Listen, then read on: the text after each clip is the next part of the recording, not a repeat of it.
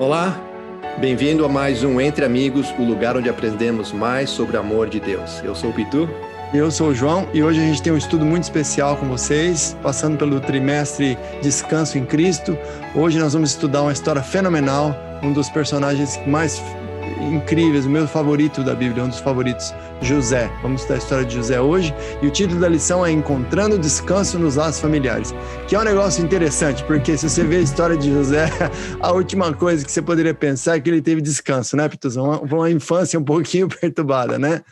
Nossa, mas você falou bem, ele também é um dos meus personagens favoritos e eu fiquei bem animado com o estudo dessa semana. E semana que vem tem a continuação de José também. Mas essa semana a gente vai focar, como você falou, né, nos laços familiares. Se você olhar, o descendente de José, o descendente não, né? O bisavô de José, o tataravô, nem sei, Abraão, já começou meio que com problema, né? Porque Deus prometeu que ele ia ter um filho. Só que ele já era de idade, Sara já era de idade, deram risada, não acreditaram. A Sara joga a serva para ele, acaba tendo Ismael. Só que Isaac nasceu também. E aí Isaac e Ismael crescem juntos naquela rivalidade, que até hoje, né, temos essa rivalidade das nações. E aí Isaac tem 2 filhos e claramente ele favorecia Esaú. E o que aconteceu? Jacó foi lá, enganou Esaú para receber a herança, não, receber a bênção do primogênito. E aí ele vai e o que acontece? Ele é enganado pelo seu sogro porque ele não recebeu a mulher que ele queria, teve que trabalhar mais 7 anos para receber a esposa que ele queria. E aí as duas também tinham rivalidades, as duas queriam ser a preferida e acabaram jogando também as servas para Jacó. E aí fica aquela zona toda, né? E Jacó acaba tendo 12 filhos e descaradamente também preferia um filho, que era José, o mais velho da sua esposa preferida, que deu um manto para ele, e aí acaba gerando toda aquela rivalidade com os irmãos. Não, e você vê, né? É um tema recorrente que Deus tem que lidar com a família humana que ele escolheu para representar, né? Essa rivalidade, né? Já havia, na verdade, você falou Abraão, mas se você pensar desde Caim e Abel, já havia uma rivalidade também, né? Aí você pega, né, um irmão querendo ser melhor que o outro, enfim. No caso dos irmãos de José, o que acontece? Você tem alguns irmãos que são filhos da mulher favorita, né, de José, que é como é que é o nome? Rebeca, né? Não, como é que é o nome dela? Nem lembro. Raquel ou Rebeca? Raquel ou Rebeca? Não, é Raquel, porque Rebeca é de Isaac. Isso. Raquel, né? Aí tem a Lia, que é a outra, essa irmã que você falou, né, que também tem filhos, e ela começa a ter mais filhos para competir com a Raquel. Quer dizer, as crianças já nascem num ambiente um pouquinho, né, complicado. E aí os irmãos de José começam a perceber o favoritismo do pai. Descarado. Jacó, que gosta descarado, gosta mais dele porque essa era a única mulher que Jacó queria ter tido, né? Ele tem Lia e tem as concubinas e tudo. Então Jacó começa a favorecer ele, e José começa desde cedo a ser um cara que segue a Deus, ele começa a querer fazer as coisas certas, e ele tem sonhos que são até interessantes, mas que provocam a ira dos irmãos, né? Que os irmãos vão se dobrar a ele e tudo, e chega naquele episódio que ele vai para encontrar os irmãos no campo, e os irmãos falam, quem é o sonhador lá? O que nós vamos fazer com ele? Vamos dar um fim à vida dele, né? Matar. Né? Vamos matar ele, né? E aí o que acontece? Um dos irmãos dele, que é o Rubem, ele fala, não vamos matar, vamos jogar só ele no poço. Jogam ele no poço, e depois disso eles conseguem convencer os outros irmãos a vender ele para uma caravana que estava indo para o Egito, né? E aí que tá, no Egito é onde acontece a transformação de José, porque José sempre foi um cara que seguiu a Deus, mas naquele momento que ele estava indo para o Egito, chorando nas carruagens, olhando as montanhas, as colinas onde estava a tenda dos pais, ele teve que tomar uma decisão. Será que eu continuo seguindo a Deus? Ou será que esse Deus não quer saber nada de mim? Olha o que aconteceu, quis seguir a Deus, quis ser fiel, e estou sendo vendido como escravo, né? E aí que José teve que tomar essa decisão. E que decisão, né, João? Porque é uma decisão que seguiu a vida de José. Ele chegou no Egito e é vendido para Potifar como escravo. Só que tudo que ele fazia muito bem. E Deus abençoou. E não é fácil. Você era o preferido do pai, né? Tava lá, viviam bem, tinham terras, e aí vai agora é escravo. Só que aí, o que acontece? A esposa de Potifar, ele era um homem belo, formoso, ficou de olho nele e ficava tentando o cara, né? Até que um dia ela pegou e inventou uma história e acabou, né, com a vida dele. Potifar acreditava tanto nele e confiava tanto nele que ele sabia que a esposa dele estava mentindo. Só que para ele, como ele era o comandante, né, do exército do Egito, ia ficar chato, e ele teve que mandar José para a prisão.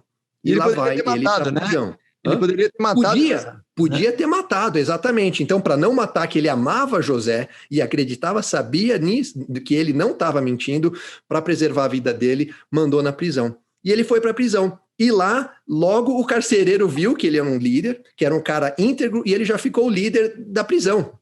Ajudava lá. E aí teve onde o copeiro e o padeiro tiveram sonhos, e ele pôde interpretar os sonhos, e ele falou para os caras, lembrem de mim quando vocês saírem daqui. Um ia morrer, o outro ia de volta para o palácio. Só que não aconteceu.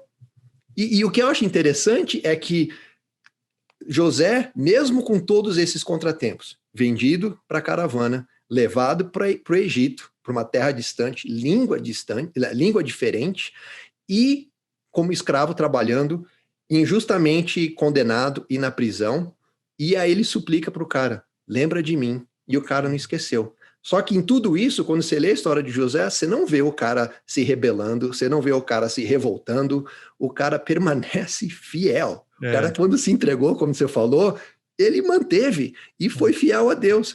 E aí, o cara que voltou para o palácio não lembrou de José, ele ficou mais 2 anos na prisão, até que o rei teve os sonhos e ninguém conseguia interpretar, quando o cara lá, tem José na prisão que ele vai te ajudar. E foi aí que a gente sabe, ele conseguiu interpretar o sonho. E olha só, quando ele foi na frente de Potifar, ele nunca falou que eu sei interpretar, ele sempre colocava tudo nas mãos de Deus. É Deus que através de mim, né? É Deus, sempre o mérito era de Deus e não dele. Olha só que bonito isso. Pitu, agora essa constância de José em confiar a Deus, é isso que eu acho que é importante a gente ressaltar, porque inclusive a gente estava falando antes de começar o estudo, né? Por que a lição de José tem a ver com descanso, né? E olha o que diz aqui numa das citações de Ellen White, olha aqui, ó. A fim de encontrar descanso, devemos tomar a decisão de seguir a Deus. Mesmo que nossos pais tenham sido gigantes espirituais, como Jacó foi, a sua fé não é transmitida geneticamente. Lembre-se, Deus tem somente filhos, não netos. Então é o que você falou, José fez um compromisso e se reconsagrou e tomou a decisão de seguir a Deus, mesmo em meio a todas as dificuldades, né? E a paz dele, de onde veio a paz dele? A paz dele veio de onde? Primeiro, ele estava sempre quites com Deus. Ele sempre fazia a coisa certa. Então, por exemplo, você olha o pai dele, o que o pai dele fez? O pai dele tinha quantas esposas? Ele tinha a Lia, a Raquel, as concubinas de uma, concubina da outra, quer dizer, tinha no mínimo 4, uma poligamia. E José, no primeiro teste de caráter dele, o que ele fez? Ele sai correndo na hora que ele tem a oportunidade de cometer um adultério. Quer dizer... E olha o que ele falou, quando ela tentou ele falou, eu não cometeria esse pecado contra Deus. Não é nem contra Potifar, contra ela, contra mim, eu não cometeria esse pecado contra Deus. Você vê, a noção do pecado, né, que ele tem, que você está ofendendo a Deus, né?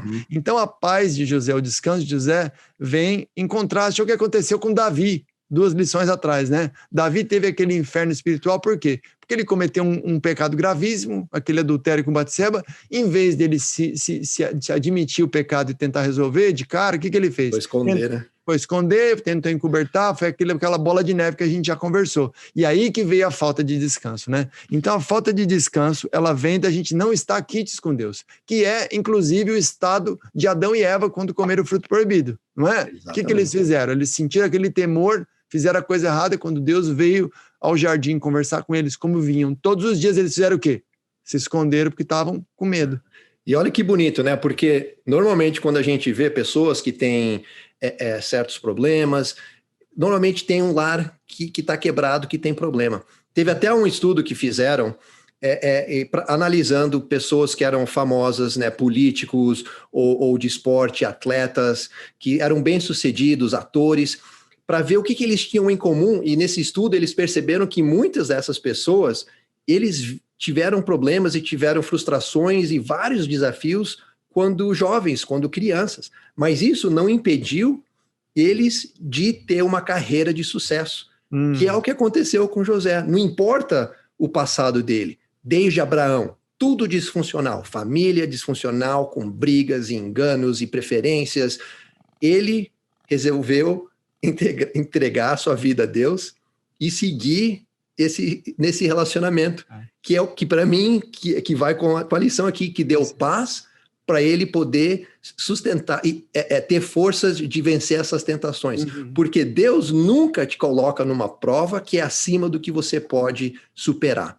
E se você vê, quando ele foi de volta, quando ele foi daí ser o segundo lá do faraó, para construir, né, depois que ele interpretou os sonhos, todas lá os celeiros, né, que por causa da fome que ia ter, foram 13 anos. 13 anos que ele foi vendido pelos irmãos para ele seguir esse homem. Então foram 13 anos de preparo, 13 anos que ele não faria, nunca, acho que em 1000 anos sonharia que ele seria esse segundo do faraó, mas ele manteve a fé. Eu, pensando em mim, caramba, né? Às vezes a gente faz aquela oração aqui, faz aquele pedido para alguma coisa e a gente não consegue segurar 3 dias, uma semana, quem sabe, né? Um ano.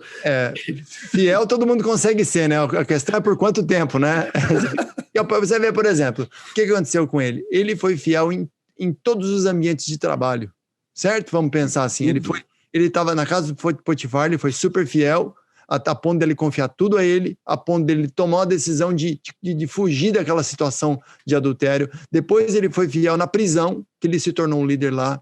Depois ele foi fiel como primeiro-ministro. Quer dizer, a integridade é isso, né, Pitu? É você ser fiel a Deus, fazer a coisa certa até quando ninguém está olhando. Não é só quando você está no holofote, quando você está num cargo poderoso, não é? E não importa de onde você veio, não importa o teu passado, não importa o passado da tua família, é a tua decisão, é a tua entrega e a tua comunhão. E é isso que trouxe a paz em José, para ele tomar as decisões corretas. E tudo isso foi, como eu falei, é um preparo, né? E esse preparo, olha só, se isso não tivesse acontecido, naqueles 7 anos de fome, o povo de Israel poderia ter se destruído e acabado. Então Deus tinha um plano, preparando José para salvar o povo de Israel, para salvar uma nação. Olha que bonito isso. E você vê, o plano de Deus é sempre executado, né, Pitu? E é um chamado para nós na nossa vida, né? O que Deus está querendo fazer na nossa vida?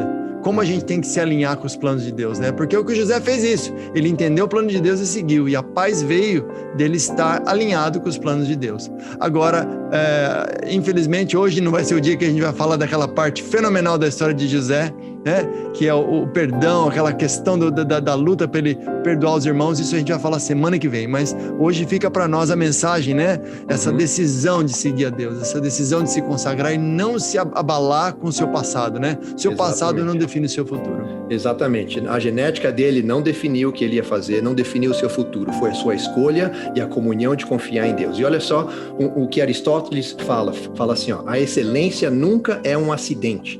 É sempre o resultado de elevada aspiração, esforço sincero e execução inteligente. Representa a escolha sábia dentre muitas alternativas. Não é o caso que determina seu destino. E foi exatamente o que José fez. Ele escolheu ficar com Deus, e esse foi o fator mais importante na fidelidade de José a Deus, foi reconhecer que as circunstâncias da vida não determinavam seu relacionamento com o Senhor. Ele fez a escolha e isso trouxe a paz na vida dele, para ele ser esse herói que para mim, para você, e acredito que para você também, amigo, que foi José. Temos que aprender muito mais com ele, né, Pitu? Semana que vem aprenderemos mais. Mais ainda. Vamos orar, Pitu? Vamos orar. Bondoso Pai, muito obrigado pelo exemplo da vida de José. Muito obrigado por nos dar forças para seguirmos e também o caminho qual seguir para a gente ser fiel. Abençoe a cada um de nós, hoje e sempre, em nome de Jesus. Amém. Amém.